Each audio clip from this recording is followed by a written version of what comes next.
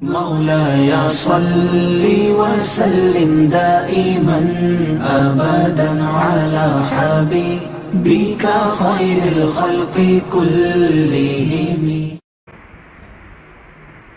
قرآن مجید کی آیت کے مطابق پچھلی مرتبہ دو چیزیں میں نے بیان کی کہ مریض کب روزہ چھوڑ سکتا ہے اور مسافر کب روزہ چھوڑ سکتا ہے.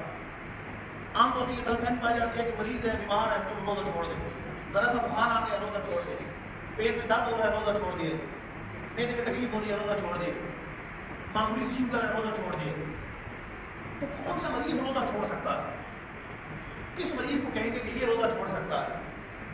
اس حوالے سے بات یہ میرے کہ ایسا مرض ہے کہ اگر روزہ رکھے گا تو ہلاک ہو جائے گا، مر جائے گا، یا اس کا کوئی تلف ہو جائے گا یا اس کی منفعت چلی جائے گا. جیسے اتنا بیمار ہے کہ اگر روزہ رکھے گا تو کمزوری کی وجہ سے بینائی چلی جائے گی.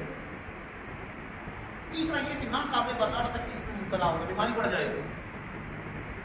ان صورتوں کے اندر روزہ چھوڑنے کی اجازت ہے، لیکن اپنے اندازے نہیں کہ اندازہ لگائیں کہ اچھا واقعی یہ کروں گا تو ماری جاؤں گا، اندازے نہیں، بلکہ ماہر ڈاکٹر بتائے، طبیب حاذق ماہر ڈاکٹر، اور وہ بھی عاقل نیک صالح عادل ہو، خود روزہ رکھنے والا ہو، خود نماز پڑھنے والا.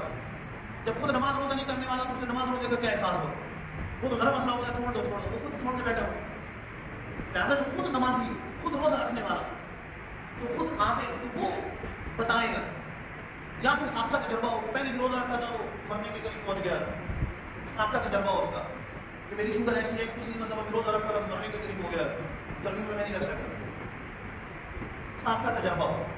یا اس کی ابھی کنڈیشن ایسی ہو چکی ہے، اسے پتا ہے کہ ابھی یقین کامل ہے یا ظن غالب کہ رکھوں گا تو مر جاؤں. ان تمام شرائط کی روشنی میں اب اسے روزہ ترک کرنے کی اجازت ہے.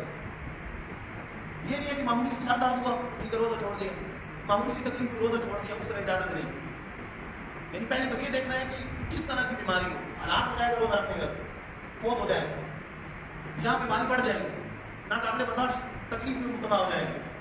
ایک تکلیف ایسی ہوتی ہے نا برداشت ہوتی ہے، ناقابل برداشت تکلیف بڑھ جائے گا، جب اس تلف ہو جائے گا، اس کی منفعت تلف ہو جائے گی.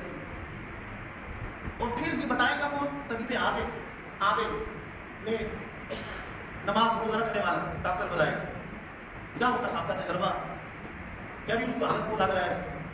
دوسرا میں نے عرض کیا تھا کہ مسافر روزہ چھوڑ سکتا ہے، قرآن مجید کے اندر ہے کہ سفر میں روزہ چھوڑ. اس کے لیے بنیادی طور پر دو باتیں ذہن میں رکھیں. ہر مسافر نہیں چھوڑ سکتا. وہ مسافر جو 92 کلومیٹر کے سفر پر ایک شادی ہے، اور دوسرا یہ ہے کہ شہری سفر کے اندر آئی، اب گھر میں بیٹھے ہوا تو یہ ہے کہ میں نے 8 بجے نکلنا ہے، گاڑی پہ جانا ہے، 7 بجے گاڑی پہ جانا ہے، تو آپ روزہ نہیں چھوڑ سکتے کہ روزہ رکھ لیجیے کہ میں نے سفر کرنا ہے، 8 بجے 7 بجے 9 بجے سفر کرنا ہے. نہیں، شہری اس کی سفر کے اندر تب جا کے روزہ چھوڑنے کی اجازت ہے، ورنہ روزہ چھوڑنے کی اجازت نہیں دی جائے گی، روزہ نہیں چھوڑے گا. اچھا اگر مسافر ہے پہلے سے 92 کلومیٹر کے سفر پر ہے، اب اگر وہ نصف النہار شرعی سے پہلے دخل کبریٰ سے پہلے جس کا ٹائم تقریباً 11:30 بجے ہوتا ہے، وہ نقشے کے اوپر لکھا ہوتا ہے وہ اوقات کا نقشہ ہوتا ہے، اس سے پہلے اگر وہ مقیم ہو جاتا اور کچھ کھایا پیا نہیں ہے، آپ بھی روزہ رکھنا فرض ہے، پھر روزہ رکھے، اسے روزہ رکھنا پڑے.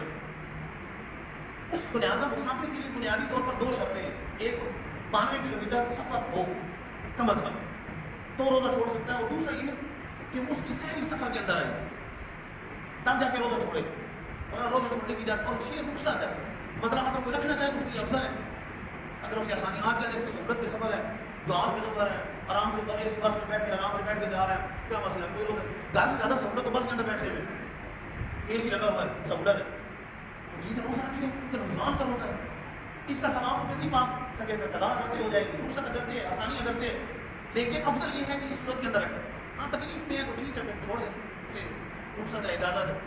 یہ نہ ہو کہ تکلیف برداشت کرتا رہے، روزہ بھی رکھتا ہے، ایسا نہ کریں. لیکن سفر کے اندر اگر آسانی ہے تو افضل یہ ہے کہ روزہ رکھا ہے، وہ روزہ رکھ لیں. مولاي صل وسلم دائما أبدا على حبيبك خير الخلق كلهم.